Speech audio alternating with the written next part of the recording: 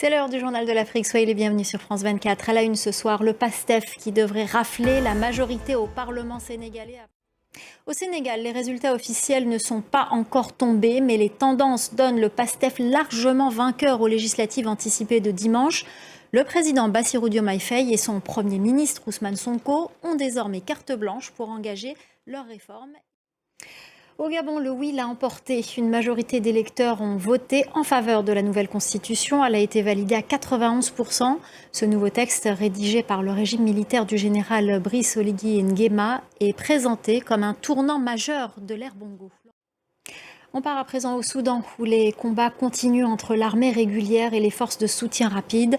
Ils s'accusent mutuellement d'être responsables de la mort de civils. Les FSR l'ont d'ailleurs rappelé ce lundi matin lors d'une conférence de presse à Nairobi, au Kenya, où ils étaient en tournée diplomatique. Bastien Renouille, notre correspondant, a assisté à la rencontre.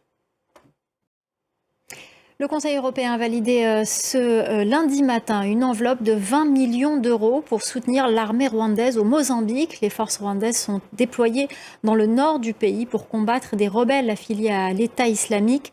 Tous les membres de l'UE n'étaient pas favorables à cette aide. Kigali est accusé de soutenir le groupe armé M23 en République démocratique du Congo. Les détails au Rwanda de Clément Diroma. C'est avec un mois de retard que le Nigeria a entamé sa campagne de vaccination contre le Mpox. Le pays a reçu 10 000 doses.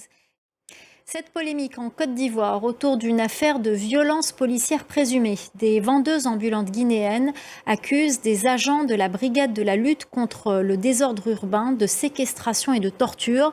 Malgré le démenti du district, l'affaire a pris une tournure diplomatique. Reportage de Julia Guggenheim.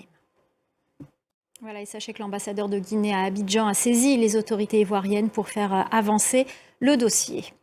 Et pour finir, le tambour-parleur Djidji Ayokwe sera bientôt de retour en Côte d'Ivoire. Voilà, c'est la fin du journal de l'Afrique. Tout de suite, c'est l'actu 360 avec Anthony Saint-Léger.